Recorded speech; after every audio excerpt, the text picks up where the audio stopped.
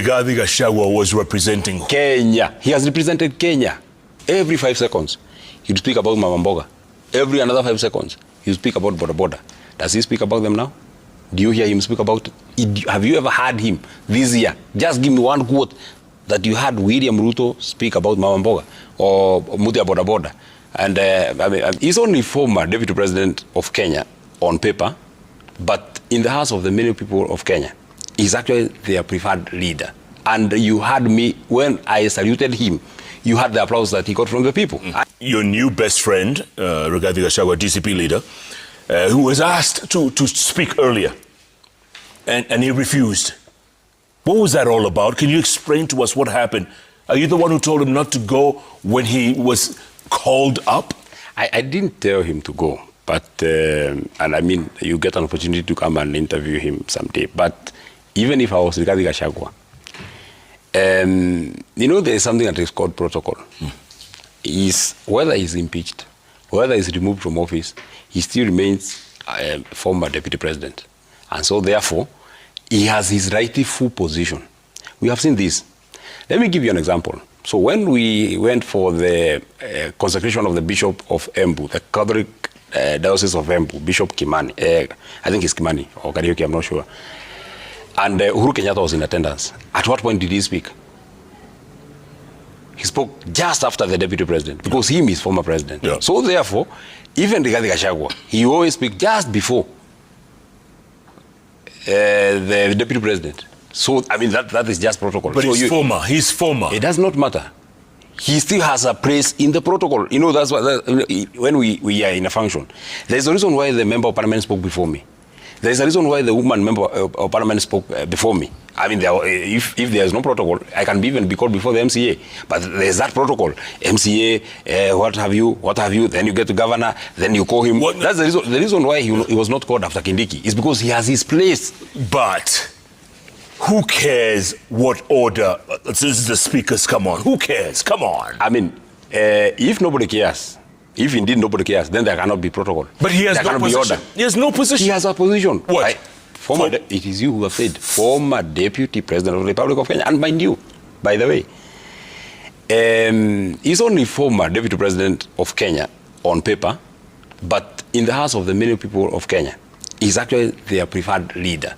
And you heard me, when I saluted him, you had the applause that he got from the people. And he even told the president, you can remove him from office, but you can't remove him from the heart of these people. I mean, he told him that, and the people are cheering him because he has his space both at the hearts of the people and also in the pecking order. He has some space. You can't just be called by a mere member of parliament, surely. But Senator Sen Methu was representing Nyandarua. Yes. Rigathi Gachagua was representing Kenya. He has represented Kenya.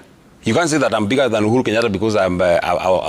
If you are Uhuru Kenyatta, would you say that he can be called before he can be called by a member of parliament? Why didn't Uhuru Kenyatta get recognized at Embu by just a mere member of parliament? Because there's protocol. Lakini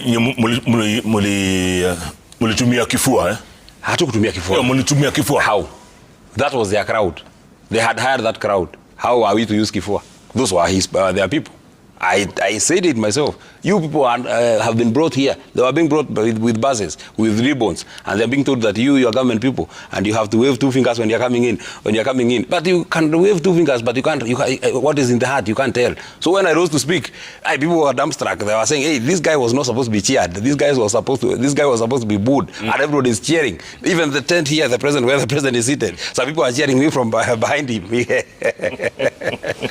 By the way, your new best friend again, Reggie G, he used to talk about the concept of shareholders. Shareholders are the only ones allowed inside State House. And you were part of that. Let me say this. And you know, last time we were here, we had that discussion. Yes. You know, grass always looks greener on the other side. You know, I was telling Ojenda when we came here last, the thing that they are looking for are shares now. You know, when they are saying that we want power, tunataka power, what is it that they're speaking about? They want share. Let me tell you, everybody votes for a government for a reason. There is a reason why the people of Nyara, and they are the expectations that they had when they were voting for William Ruto. Let me tell you, I said here last time, when William Ruto was speaking, every 5 seconds, he'd speak about mboga. Every another 5 seconds, he speak about bodaboda. Does he speak about them now? Do you hear him speak about it? Have you ever heard him this year? Just give me one quote that you heard William Ruto speak about mama mboga or Mutia bodaboda. And I mean, we can place a bet. So everybody is looking for power for a reason. The people of Nyandarua voted for William Ruto because there are things that they expect. And we signed a charter, an economic charter with William Ruto. The same case to the people of Kajiado and every other place, because we went to Kajiado today. So there are things that they expected. So everybody is and expects a share of government irrespective. But look at what's happened to Nyandarua and other counties. You've suffered because development didn't come to your counties. That is the reason why we actually told William Ruto, and by the way, William Ruto must thank Rigathi Gachagua. By the way, William Ruto must thank Rigathi Gachagua, because on that day, and I have gotten very serious feedback, had Gachagua not told the people not to shout down the president, they would have, because they feel that now, I mean, time is over. There's nothing we are getting from this guy. I mean, not even one road. You know, I wish he came and said, these roads that the senator has raised, I have done these two, and these ones, and this is a lie. I mean, he just came and repromised. So the people are very, very, very agitated. But they respect Rigathi Gachagua. The people of this Mount Kenya region respect Rigathi Gachagua. And those who felt really, really, really angered, they actually just left. You saw the people leaving in droves when the president was speaking, because they didn't want to shout at the president, because they had been told by their leader, everybody must keep quiet, and we listen to our leader. Let me tell you, Jeff, it is one amongst the many reasons why we say that we don't want William Ruto to get an extra day in office. Beyond these things that he promised and he has not delivered. When I came here last, I told you that William Ruto has perfected the art of off-book borrowing.